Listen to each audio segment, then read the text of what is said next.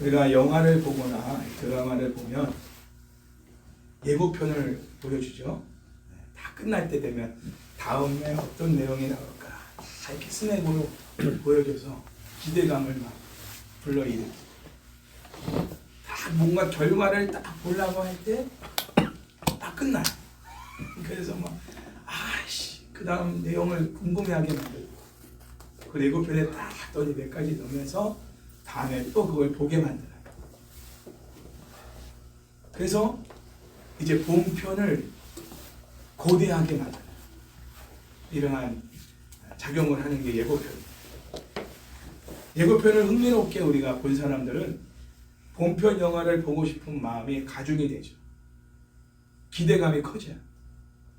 그리고 반드시 그 본편을 그 시간을 사수해서 보게 됩니다. 또 그때를 기다리게 되죠. 이처럼 오늘 우리가 읽은 이 본문의 말씀은 일곱 대접 심판이 어떤 과정을 거쳐서 이루어질 것인가 미리 예고하고 있는 예고편이에요. 15장은 예고편입니다.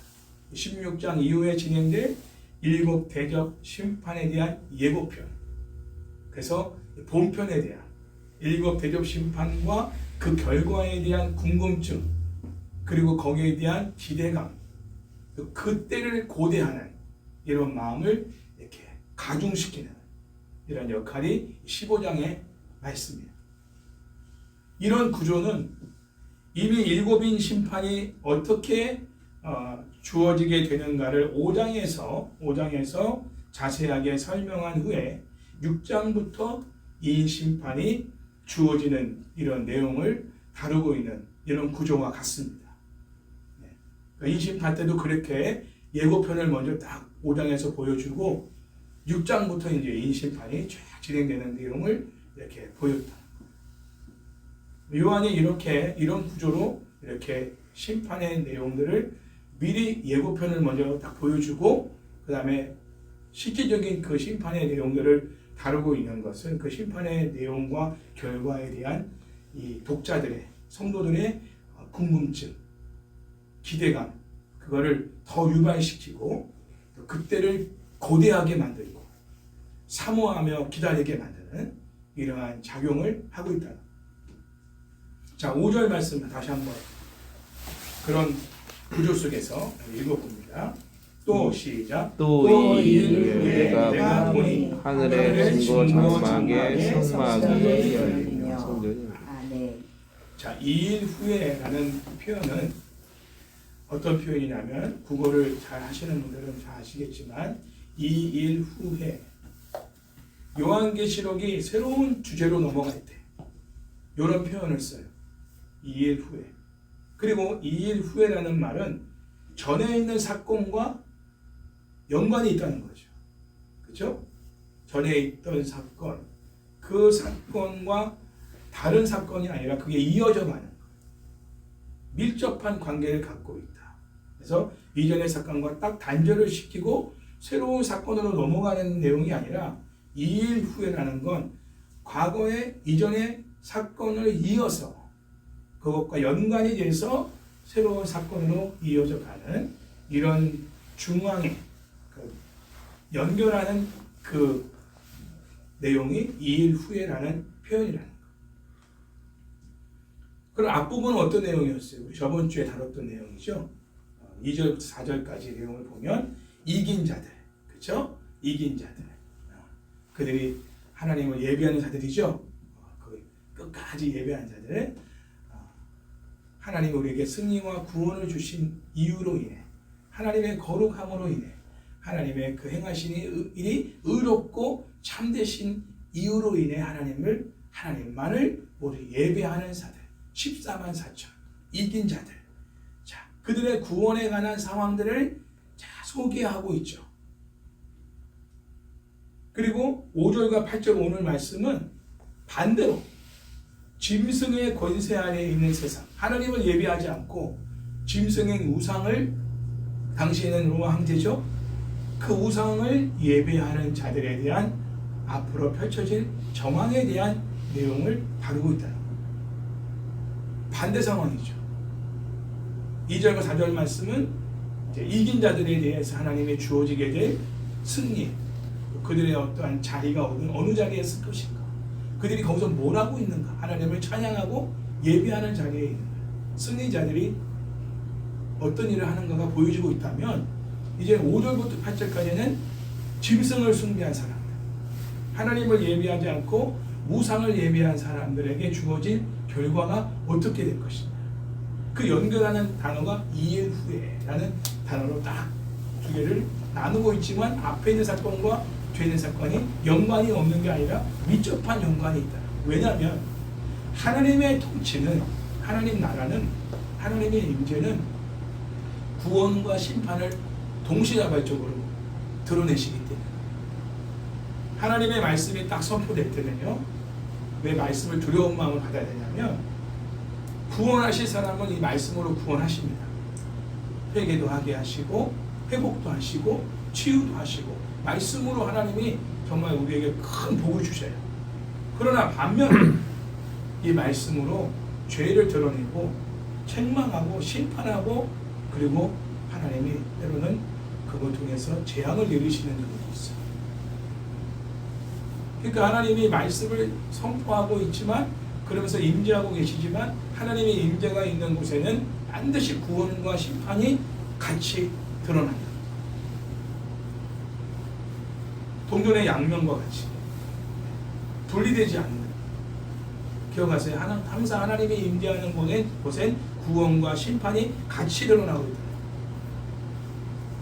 그게 예배 자리든 기도 자리든 복음이 선포되는 자리든 간에 하나님이 임재하는 곳에, 하나님이 쓰시는 종을 통해 하나님이 전하는 메시지를 선포하는 그 자리에는 구원과 심판이 같이 드러나요.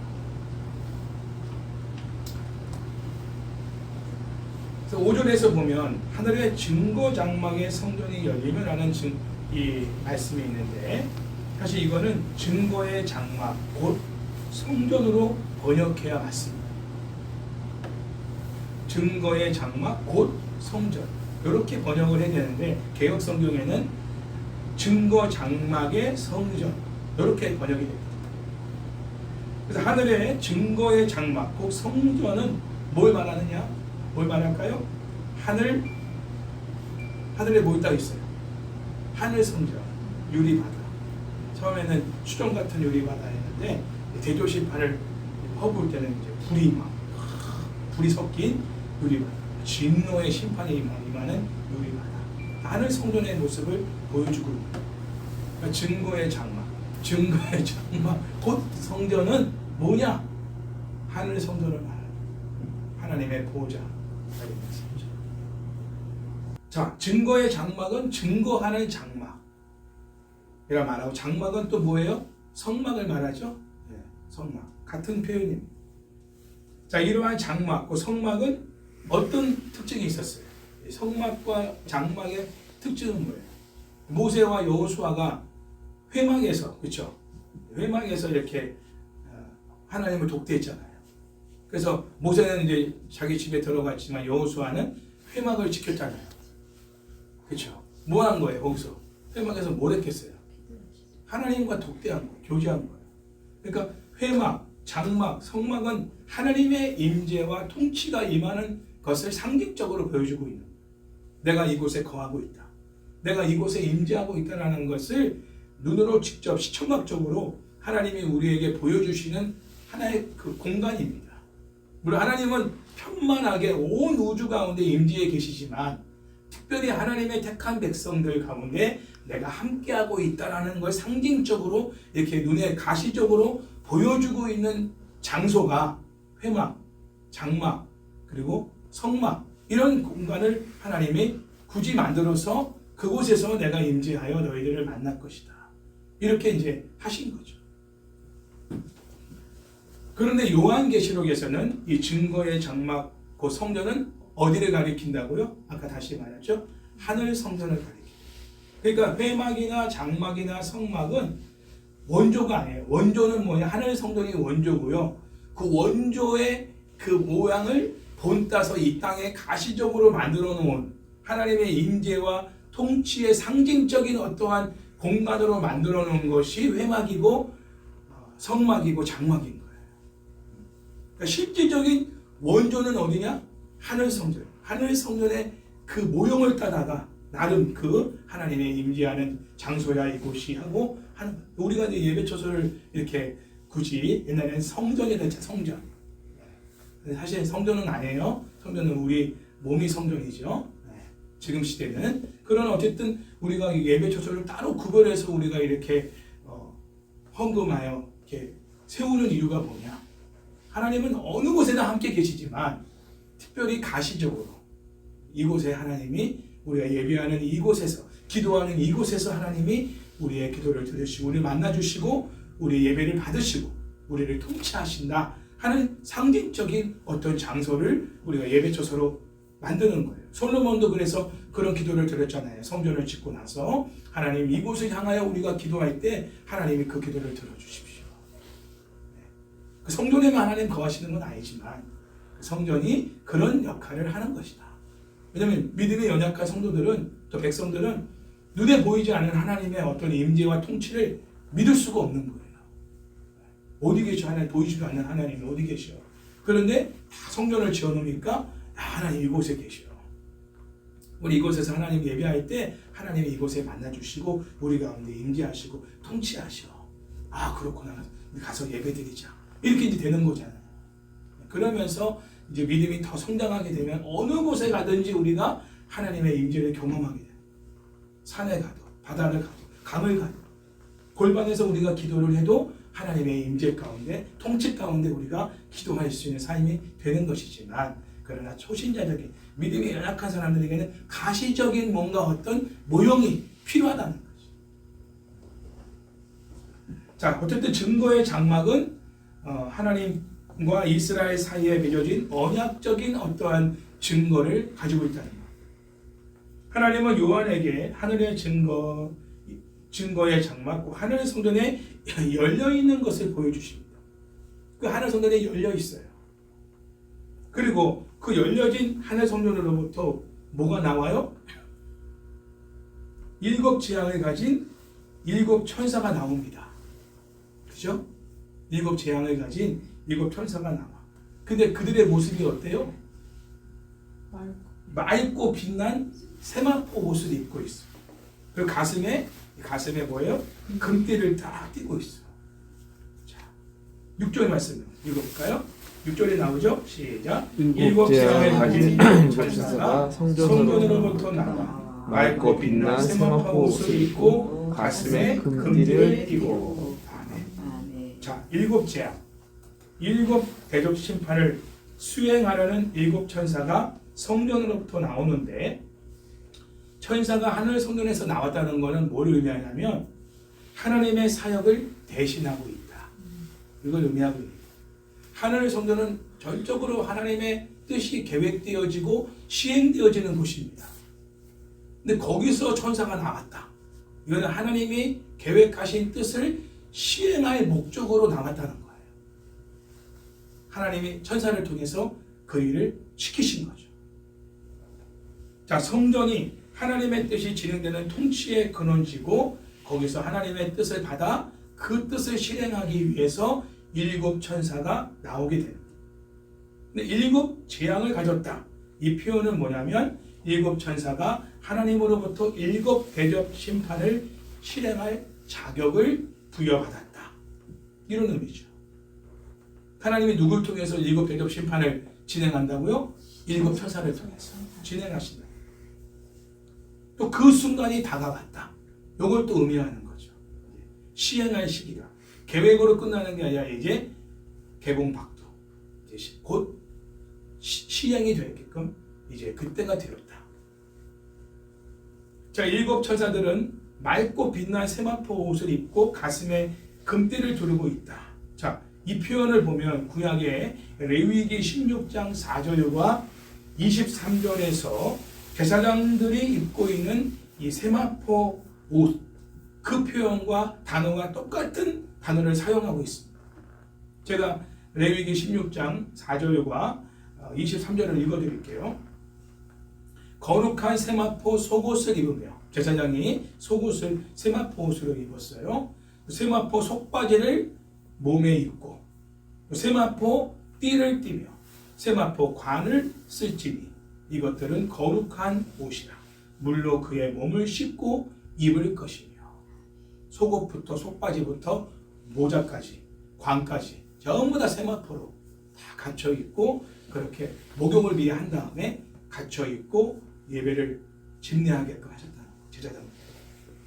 그리고 23절 보면 아론이 제사장이잖아요. 아론은 회막에 들어가서 지성소에 들어갈 때 지성소 하나님과 1대1로 대면하는 지성소에만 대제사장이 들어갈 수 있는데 그 지성소에 들어갈 때 입었던 세마포 옷을 벗어 거기 두고 이렇게 나와 있어요. 그러니까 하나님을 대할 때 제사장들이 세마포 옷을 입고 하나님을 대했다는 거예요. 그런 거 보면은 이 일곱 천사가 제사장적인 이런 사명, 역할을 감당하고 있다 하는 것을 알 수 있죠. 가슴에 또 금띠를 떴다. 이거는 요한계시록 1장 13절에 보면 이인자가 가슴에 둘레에 금띠를 둘렀거든요. 이인자 예수님께서 금띠를 두르고 계셨단 말이에요. 자, 금띠는 우리 옛날에 사극 보면은 금띠를 딱 두르고 이렇게 복을 옷을 딱 입고 금띠를 두는 사람은 누구예요?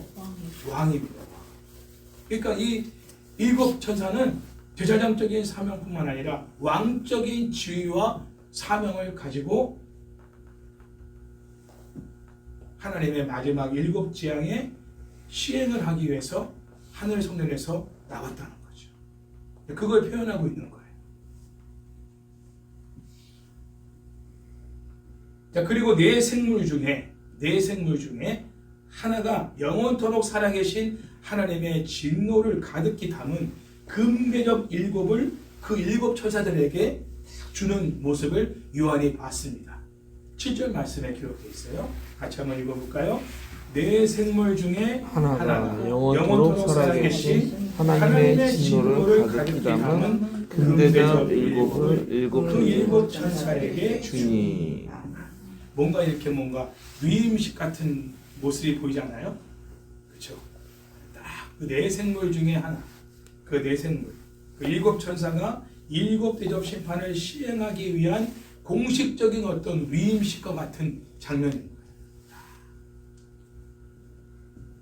여기 네 생물은 어디서 나오냐? 요한계시록 5장 6절 7절에 나옵니다.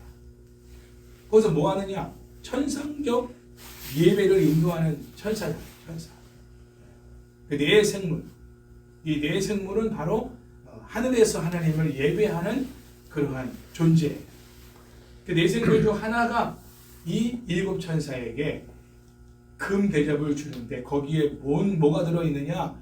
하나님의 영원토록 살아계신 하나님의 진노가 가득히 담은 불 대접을 그들에게 딱 수여하는, 그리고 그 진노를 가지고 이 땅에 내려가서 짐승을 숭배하는, 하나님을 예배하지 않는 모든 자들에 대하여 그 하나님의 진노를 쏟아붓는 이 대접 심판을 시행할 어떤 위임적인, 그리고 그 진노를 담은 그 대접을 그들에게 이렇게 수여하는,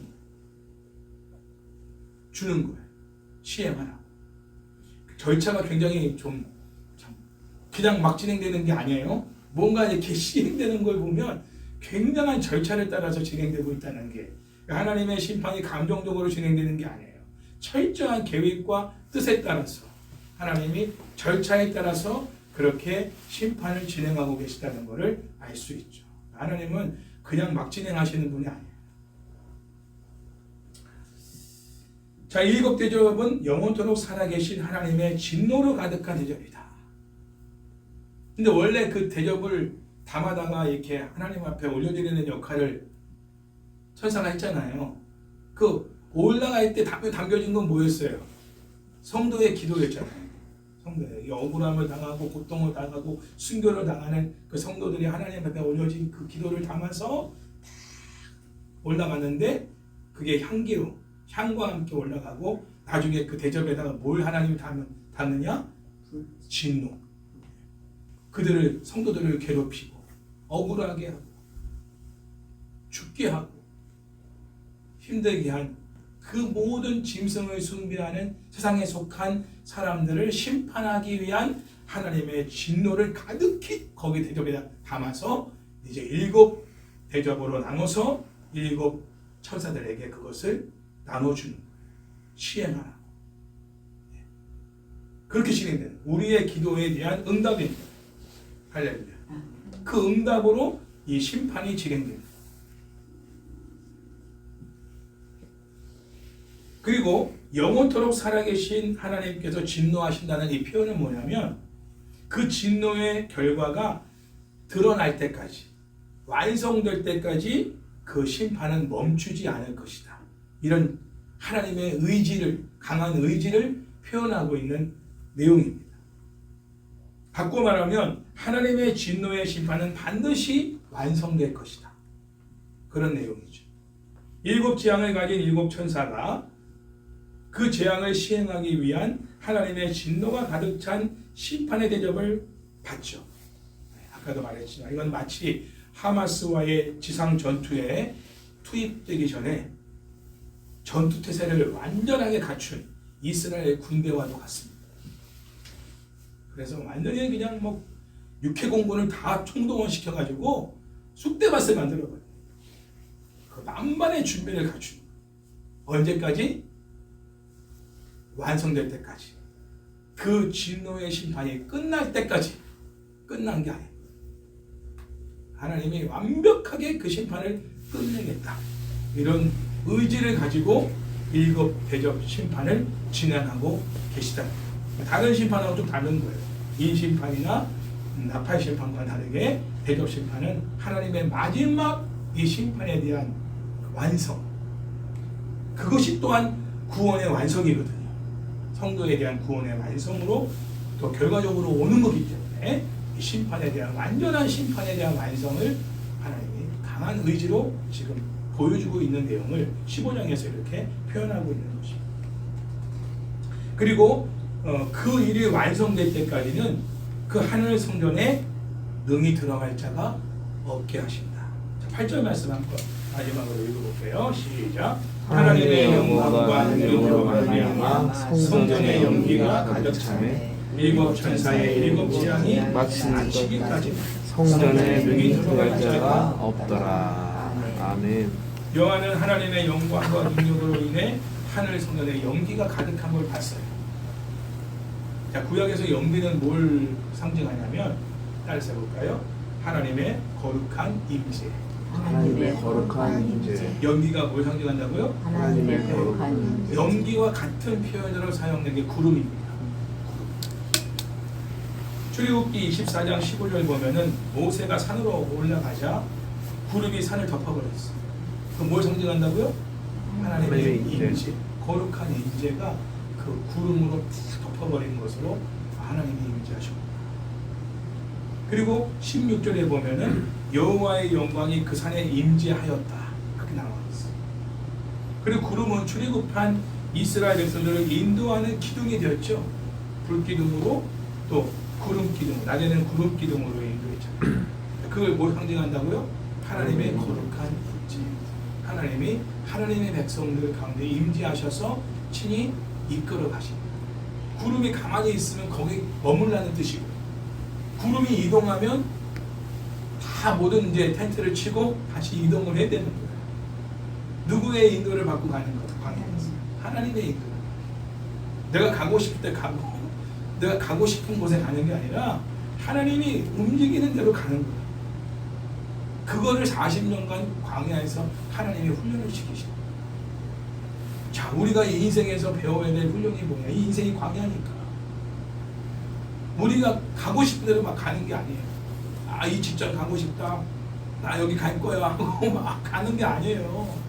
하나님이 먼저 가시면 난 가는 거야. 그분이 가는 걸 보고 내가 가야지. 그분은 가만히 있는데 나 혼자 가버리면 그 간 곳에는 하나님의 이 거룩한 임재가 없어요. 그러니까 당연히 될 일이 없죠. 망하는 거예요. 거기서 또 깨닫죠. 철저하게 막 집합이 당하면서 다시 돌아와. 탕자가 아버지 집을 떠나면 안 되는 거예요. 거기가 이제 하나님의 임재하는 곳이잖아요. 지멋대로 가서 막 세상에 가서 있으니까 될 일이 됩니까? 안 되지. 망하는 거예요. 그냥 쫄딱 망하는 거예요. 다시 하나님의 거룩한 임재 안으로 들어오니까 이제 인생이 바뀌어버리죠. 신분도 바뀌어버려. 그러니까 하나님의 임재를 떠나면 하나님의 백성들은 살 수가 없어요. 그 바로 구름이 그런 걸 의미하고 있다. 그리고 이외에도 성막이 세워질 때 하나님의 영광과 구름이 그 증거막을 덮기도 했습니다. 내가 여기 거한다. 상징적으로 보여주십니다. 또 언약궤가 성전에 그렇게 안치될 때 어두운 구름이 성전을 가득 채웠어요. 또 이사야 6장 1절 보면 스랍들이 천사들이 하나님의 거룩함을 노래할 때 하늘 성전에서 그의 영광과 연기로 가득 찼다고 표현하고 있어요. 하나님 임재하십니다. 하나님은 우리가 찬송 중에 임재하십니다. 할렐루야. 그 가시적인 표현이 뭐냐? 구름으로. 구약에서는 보면 구름으로 연기로 꽉 채운 내가 너의 찬송 가운데 거하고 있다. 너희들 예배 가운데 내가 거하고 있다. 이거 보여주신 거예요. 또 에스겔 10장 2절에서 4절까지 말씀 보니까 하나님의 영광이 성전을 떠날 때 구름이 안뜰과 성전을 가득 채웠다. 자, 이런 표현들이 있죠. 여기서 구름과 연기는 성전에서 하나님의 영광과 능력에 의한 것이며 심판에 대한 하나님의 의지와도 관련이 된다는 거예요. 지금 요한계시록 상황에서 이 요한계시록 상황에서 연기가 가득 찼다. 이거는 하나님이 거기에 풍성하게 거룩하게 임재해 계시다는 증거이기도 하지만 하나님의 심판에 대한 강한 의지를 보여주고 있는 표현이기도 하다는 거예요. 하나님이 지금 뭘 하고 계신 거예요? 뭘 시행하고 계세요?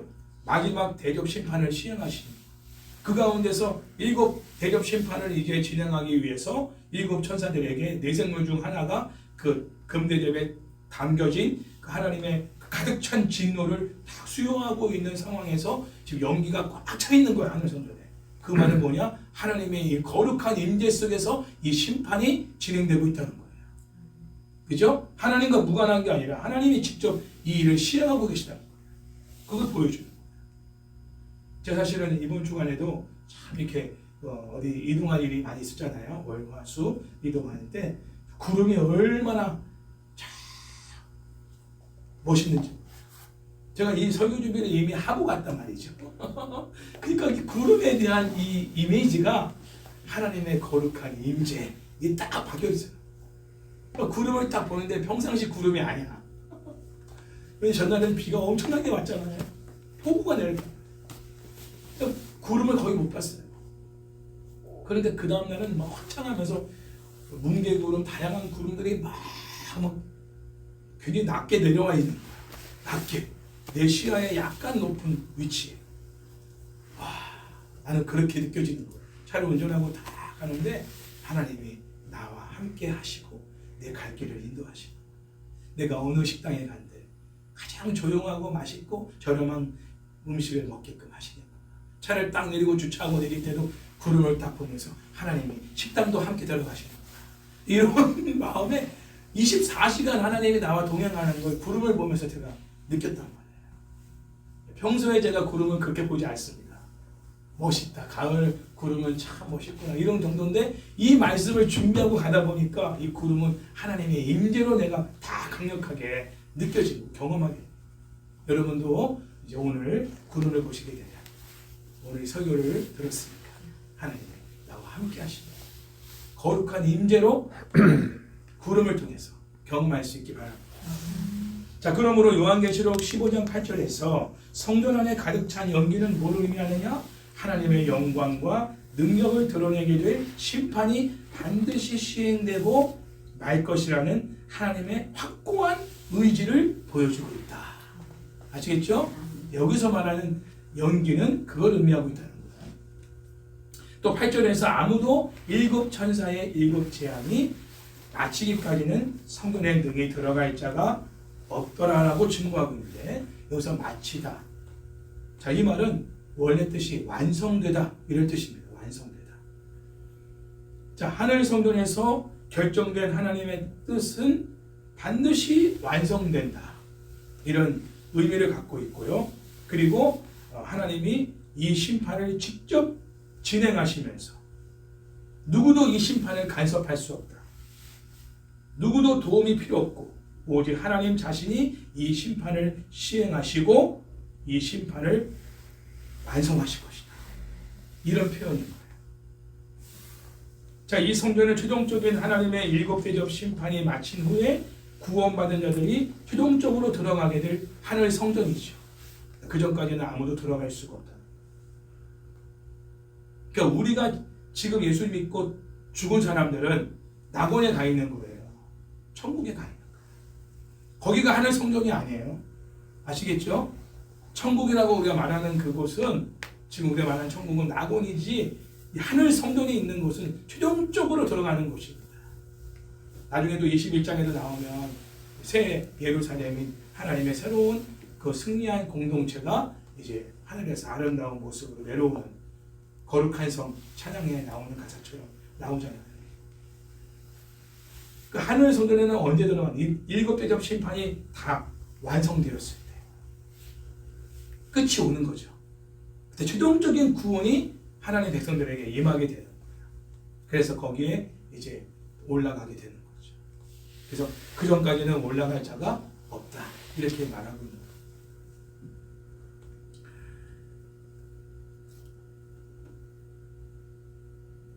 그러므로 우리는 하나님의 최종적인 심판을 대비해서 기름을 준비한 다처처녀처럼 하루하루 우리의 신앙을 굳건히 지키며 살아가야 하는 거예요. 하나님이 아닌 우상에게 경배한 세상 나라는 결국 하나님의 심판을 받게 될 것입니다.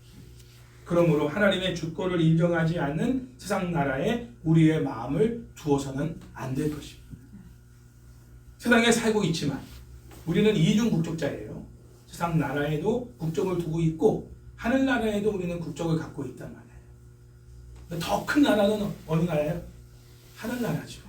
우리는 하늘 나라에 소속된 시민권자로서의 그 중심을 갖고 이 땅 대한민국에서 살아야 되는 거예요. 그 대한민국의 어떤 법보다 우리에게 더 중요한 법이 하늘의 법입니다. 성경이죠. 그래서 우리가 하나님의 말씀의 법을 따라서 대한민국에서 헌법을 지키며 살아가야 되는 거예요. 만약 그 헌법이 하나님의 말씀의 법에 위배된다. 어떻게 해야 됩니까? 헌법을 따라야 됩니까? 하나님의 말씀의 법을 따라야 됩니까? 우리는 어떻게 해야 돼요? 하나님 말씀의 법을 따라야 됩니다. 다행히 헌법과 하나님의 말씀의 법이 비슷한 그러한 어떤 그런 기준을 갖고 있는 상황이면 우리가 헌법을 지키는 게 어렵지 않지만 저 북한이라든지 저 중동 땅이라든지 아랍 국가는 그 나라의 법 자체가 그리스도인들이 살기에는 합당하지 않은 법들이 많단 말이에요. 알라 외에는 다른 신을 인정하지 않는 나라에서 하나님이라는 존재를, 예수님이라는 존재를 우리가 인정하고 믿고 예배한다? 그럼 그 법에 우리는 불법을 행하는 사람이 되는 거예요. 그 나라 법으로 따진다면. 그래서 법의 심판을 받는 거잖아요. 법의 심판을 받더라도 우리는 하나님 나라의 법을 따라서 살아야 되는 존재는, 과거의 서문학교의 성도들처럼 우리는 서문화 지역을 통치했던 로마 황제를 숭배하는 존재가 아니라 우리의 왕이신 하나님만을 예배하는 존재로 살아서 그들이 순교도 하고 가난과 환난을 당했지만 그들은 이 땅에 속해 있지 않은 하늘에 속한 자로서의 삶을 이 땅에서 살았다는 거죠. 우리가 지금 이런 삶을 살아야 한다는 것입니다. 우리는 이 땅에 속해 있지만 이 땅에 속한 자가 아니라 하늘에 속한 자로서의 삶을 살아가야 하는 사람들이다. 이거를 강조해야 돼요. 지금 이 시대일수록. 교회가 세속화되고 있는 이 시대 속에서, 성도들이 세속화되고 있는 이 시대 속에서 더 강조해야 될 것은 뭐냐? 우리는 하늘에 속한 사람들이다. 하늘에 속한 자답게 이 땅에서 하늘의 명예를 지켜가며 살아야 된다. 이거를 강조하고, 그래서 우리가 먹든지 마시든지 뭘 하든지 하나님의 영광과 직결된 상황 속에서 먹고 마시고 행해야 한다. 내가 좋다고 먹고 마시는 게 아니라 하나님이 좋아하시는 거예요. 하나님이 기뻐하시는 거예요. 무알코올 음료도 먹을 수 있겠죠. 그러나 하나님이 기뻐하시지 않는 마음을 느끼면 안 먹는 거예요. 그것도 괜찮아, 뭐 그 정도는 어때? 그게 세상의 기준이라면 하나님의 거룩의 기준에 합당하지 않은 부분은 내가 그것도 거부할 줄 아는 거야. 그게 하늘의 시민권자로서의 삶을 이 땅에서 살아가는, 그게 멋진 거예요. 그런 삶이 더 필요한 것입니다. 서두에도 말했지만 15장은 16장부터 시작되는 대접 심판의 예고편이라고 했습니다. 자, 15장의 가장 중요한 것은 하늘 성전에서 세워진 하나님의 뜻이 완성되는 것이죠. 그것을 지금 15장에서 강조하고 있는 거예요. 그 뜻이 완성될 때까지, 심판에 가는 거죠. 그 뜻이 완성될 때까지는 그 성전에 들어올 자가 없게 하신 것, 그것이 하나님의 뜻입니다. 하나님께 자신의 뜻을 이루고자 하시는 강한 의지는 증거의 장막, 곧 성전의 하나님의 영광과 능력으로부터 연기가 가득 차 있는 모습을 통해서 우리가 확인했습니다. 하나님은 자신의 뜻을 누구의 간섭이나 개입도 없이 스스로 완성하시는 분이십니다. 하나님의 뜻은 출애굽 사건 때 애굽과 애굽왕 바로와 같은 짐승을 숭배하는 세상 세력에 대한 심판이요, 그 심판의 결과로 하나님의 백성, 곧 교회 공동체가 새 출애굽이라는 해방의 기쁨을 맛보게 하려는 것이다. 자, 세상을 지배하는 짐승을 하나님이 최종적으로 심판하시는 이유가 뭐라고요? 하나님의 백성들로 하여금 그 짐승들과 세상에서 완전한 해방을 경험하도록 하기 위함. 더 이상 짐승에게 우리가 괴롭힘을 당하지 않는, 세상에 속한 그런 사람들로 하여금 우리가 괴롭힘을 당하지 않는 완전한 해방, 새 출애굽이라 말하는 거예요. 그러니까 바로와 그 애굽 사람들에게 지배를 받고 고통을 당하고 노예 생활을 하던 이스라엘 백성들을 하나님이 광야로 이렇게 이끌어 주시면서 홍해를 건너게 하시고 광야로 가게 하면서 더 이상 애굽과 바로의 어떤 통치와 그들의 공격을 받지 않도록 하셨잖아요, 하나님께서. 그와 마찬가지로 이제는 그 모든 짐승들, 첫째 짐승, 둘째 짐승, 적그리스도와 거짓 선지자, 그들을 추종하는 모든 무리들을 하나도 남김없이 하나님이 완벽하게 심판을 이루심으로 인하여 하나님의 백성들이 더 이상 괴롭힘을 받는 일이 없는 완전한 자유와 완전한 기쁨과 해방을 경험하게 하시는, 그것을 목적으로 하나님은 심판을 진행하시는 것이다. 우리를 위한 거라는 거예요. 할렐루야. 하나님의 백성들을 위해 하나님이 이런 완벽한 심판을 계획하시고 시행하시는 것이다. 이걸 아니까, 하나님의 본 마음을 아니까 너무 멋진 거예요. 완벽한 승리를 우리에게 주시기 위해서 완벽한 심판을 내리시는 거예요. 할렐루야. 네. 하나님이 그렇게 모든 걸 보응하시는 분이시기 때문에 우리가 억울한 일을 이 땅에 당해도 우리가 속상해하지 말고 하나님이 그렇게 완벽하게 보응하실 나를 고대하면서, 아까 찬양했잖아요.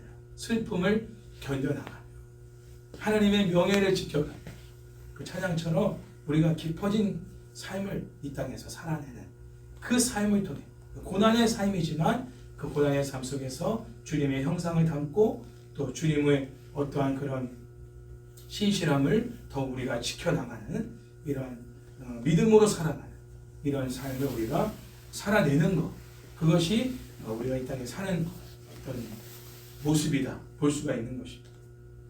어떤 유혹과 마귀의 거짓 속임수에 대해서도 우리는 인내와 믿음으로 승리하면서 불이 섞인 유리바다에 서서 하나님께 구원의 노래, 또한 어린양 노래를 우리가 불러야 할 것입니다. 끝까지 복음을 지키고 복음을 전하며 복음을 살아내므로 겪게 될 각종 시험, 환난, 인내, 믿음을 가지고 이 모든 것들을 견뎌나가면서 살아가기를 축복합니다. 지금도 하나님께서 심판하고 계십니다. 전쟁과 내전과 기근, 지진, 폭우와 폭염, 폭설, 이상 기후변화, 경제 악화, 식량난 등 각종 문제로 지금 전 세계가 신음하고 있습니다. 울부리는 소리들이 뉴스를 통해서 보여집니다. 그 아이들과 그 부모들을 보면 같이 마음이 아프고 괴롭습니다. 한치 앞을 내다볼 수 없는 위험하고 암울한 시대입니다. 이럴 때일수록 믿음의 성도들은 일곱 대접 심판을 통해 최종적인 구원과 심판을 이루시려는 하나님의 뜻이 완성될 그날을 고대하면서 깨어 있어야 합니다. 그리고 복음의 깃발을 높이 들고 가는 곳마다 복음의 깃발을 꽂아야 합니다. 제가 목장에서도 그런 얘기를 했지만 하나님이 우리의 모습에 가장 기뻐하시는 것은 복음을 전하는 것, 그리고 기도하는 것. 이 두 가지를 통해서 하나님은 우리를 통해 영광을 받으세요. 가장 큰 영광을 받으세요. 뭘 하든지 우리는 복음을 위해서 해야 돼요.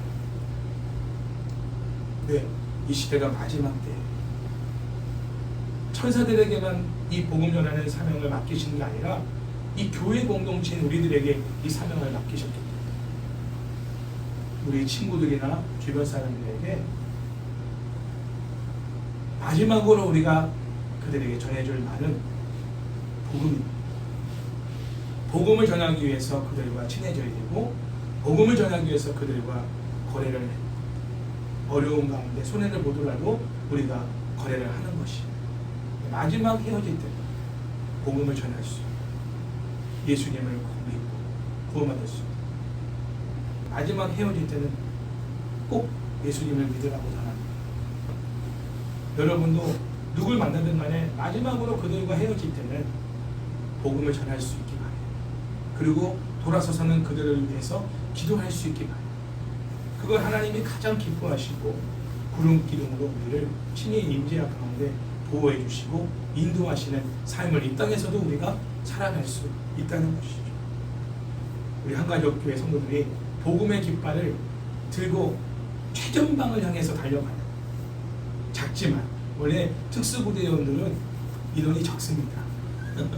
최전방, 최정예 부대가 인원이 많은 거 봤어요 여러분? 영화 같은 데서 최정예 부대는요 5명, 6명, 8명 그렇습니다. 근데 그 사람들이 다 해내요. 수만 명의 군대가 못하는 일을 최정예 부대가 해냅니다. 최전방에 적진에 들어가서 그 일을 해냅니다. 우리 한가족교회는 그렇게 훈련된 교회예요. 그래서 복음의 깃발을 최전방에다 꽂아버렸습니다. 그러한 하나님 나라의 정예 부대 요원으로서 이 마지막 때를 살아가시길 주의 이름으로 축원합니다.